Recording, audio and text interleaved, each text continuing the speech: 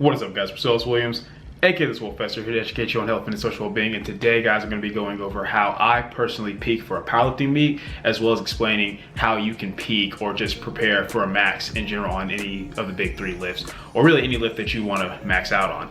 But before I do, please let me just take the time to thank you guys for over 5,000 subs. Those of you who follow me on Instagram have already heard this on my story, you saw the post, but since it is my subs on YouTube, I think it's especially important that I address it here on YouTube.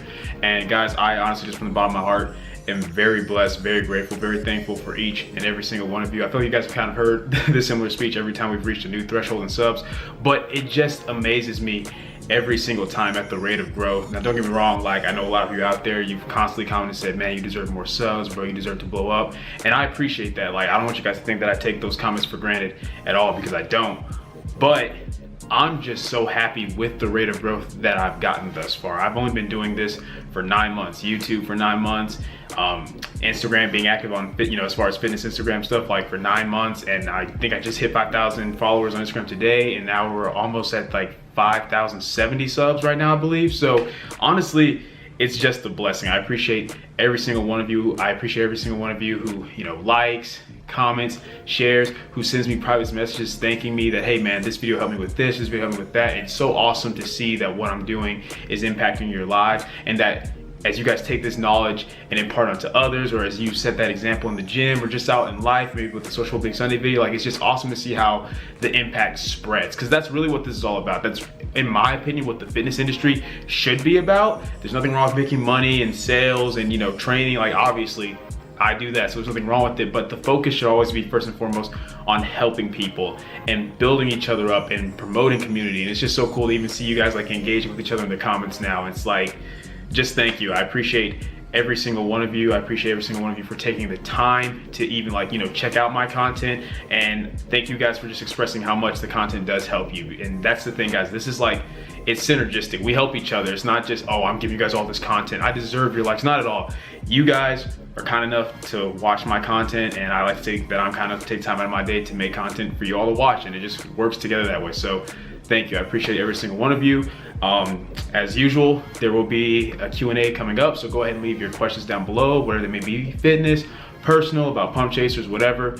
Just leave your comments down below. And you guys know every time we reach a new threshold of subs, I like to do a Q&A just so any new subs that come in can ask questions, or you guys have been sub for a while can ask questions, get to know me more, maybe just have questions that I haven't done a video over yet, things like that. Just ask whatever you want. And then this time around, I'll also be doing a giveaway. Now, your question doesn't have to be answered in order to win the giveaway. You just have to leave a question down below. Leave a question, and I'll pick randomly out of all the comments, and go from there. And the giveaway is gonna be, what do I want it to be this time? You know what? We're gonna do one free Pump Chasers item of your choice, and you get one free Pump Chasers item of your choice and a free custom tailored program from me. Instead of paying the 20 bucks, it'll just be free if you choose to take that. If you just want the item or you just want the program, either or, it doesn't matter. That works for me. So that's what we're gonna be doing. Anyway, now we got all that emotional stuff out the way.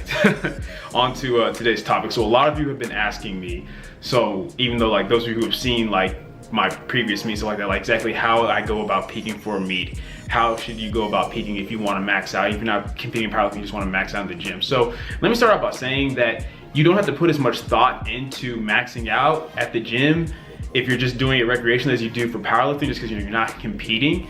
But you can still use these methods if you just want to just be as fresh as possible. But I'm a big believer when you're in the gym, your maxing should never be like a true 100% max where you're all rested, you've deload. I think it's just like, hey, you're feeling good, you go in and see what you can hit that day and just keep progressively getting stronger and tested, every few months or so. But with that being said, this is how I go about my peaking. So you guys already know that for off season, there's different, and understand guys, there's lots of ways to go about this. I'm not saying it's the only way you can go about it, but this is how I do it. So in my off season, you guys know that I was doing my concurrent training program mixed with DUP, things like that, right? So basically my focus was still gradually getting stronger in the big three, but I also had other lifts that I was focusing on, just trying to lean both, trying to get bigger and stronger as a whole. So in my off season, the focus isn't just on powerlifting.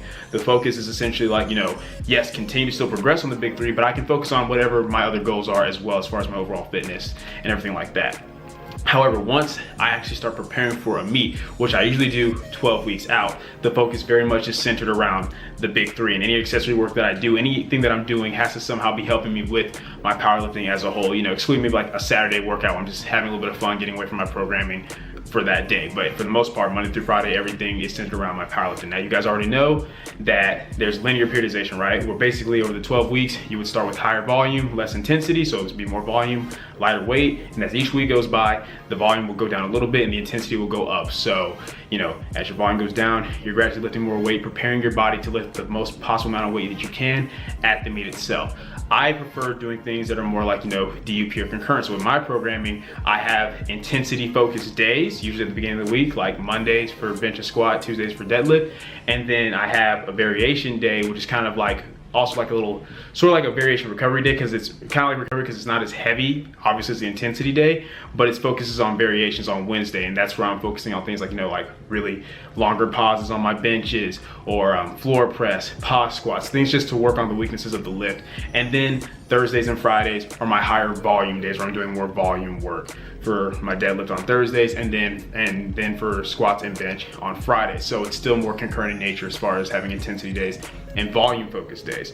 So for most of those weeks, pretty much, right? It's gonna be in this 12 weeks, that's how the programming goes. And on each day, there's a little bit of increase, right? So my intensity days, the weight gets a little bit heavier. On my variation day, the weight gets a little bit heavier. And then even on my higher volume days, the weight or the volume gets a little bit heavier, the volume increases a little bit, right? And just keeps gradually increasing week to week. And my fatigue is building up. Why? Because I keep doing a little bit more and more and more, but I'm also gradually getting stronger. So then we get to the point of peaking, right? Where, with the way I go about it, it's pretty much like, so pretty much when you already start prepping, like 12 weeks out, you're just still continuously building strength, kind of like you were doing your off season, but everything is specifically focused on the big three. Whereas in my off season, I'm gonna be focused on, like, you know, I want to increase my weighted pull-ups and dips. When the 12 weeks start, 3 months out, I'm just focused on the big three. Everything I'm doing is to increase that. As I get closer to the meet, that's when the real peaking starts, which is usually 4 weeks out for me. So the way that it usually goes, guys, is during the first week, which was this past week, is that everything is really heavy, right? And it's usually like for heavy triples, probably anywhere from around like 85 to 89, maybe even 90%, right? So everything's like heavy triples. So I'll have a day that's focused on squats for heavy triples, like what I did with the 405 pounds, which you guys saw me attempt on Monday. It didn't go down, but I actually did manage to come back in on that Friday and get that. And I'll probably put that somewhere in the video. You know, I'll put it right now.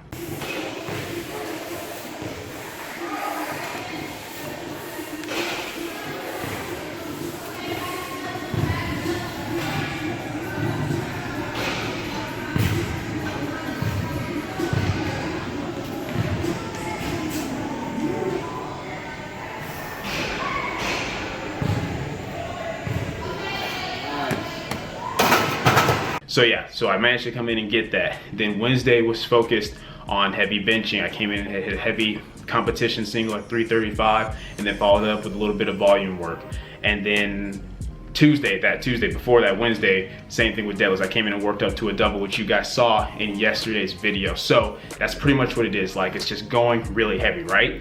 And then this week, it's pretty much the same thing, only everything's a little bit heavier. Everything's gonna be a little bit heavier. So instead of like 405 for triples on squats, for example, I'll be doing 410 for doubles. So whereas before everything was maybe somewhere from like, you know, 85, 87 to like 89%, this week everything is like gonna be anywhere from 90 to 95% depending on what my program has me hitting. If it's something that's gonna be about like a double, then it's probably gonna be around 90%. If it wants me to hit something for a single, it's probably gonna be around 95% of the max that I want to hit. Not of my previous max, but of the max that I've been working towards. Because that's another thing, guys, with my programming, whenever the 12 weeks starts, my percentages aren't based off my previous maxes, they're based off the predicted maxes that I want to hit. So I have to be really smart with the numbers that I pick, because I have to be very realistic. For example, before everything was set up for me to try to hit 450 on squats. Well, this time my percentages were based off 460. So it's a very light 10-pound jump, right? So that's how that's working. So for this week, it's gonna be just like last week, where I'm gonna have a day that's just focused on heavy squats, a day focused on heavy deadlift, and a day focused on heavy bench. The only difference between this week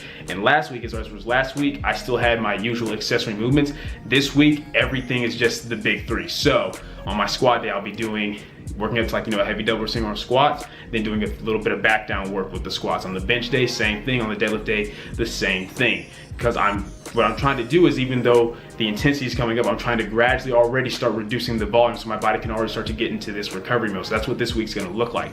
Then next week will be a deload week. So everything's gonna be anywhere from like 70 to 75% just for 3 sets of 3. And I'll only be training 3 days out of the week. So on Monday, Wednesday, and Friday, I'll come in, I'll do 3 sets of 3 on squats, 3 sets of 3 on bench, 3 sets of 3 on deadlift, all competition style. So each rep I'm gonna treat it like it's a competition rep essentially. And I'll be doing that Monday, Wednesday, Friday, at anywhere between 70 to 75%. Because the whole point of the deload is just to still have somewhat decent weight in my hands, but nothing that's going to fatigue me or tire me. Like, if by the time the meet comes and I still feel worn out, that means my deload is pretty much pointless, right? So that's what next week will look like. It'll just be a complete and total deload week. And like the way I fill it out is like the first set of each thing. Let's say I start around like 75%. The first set doesn't just fly.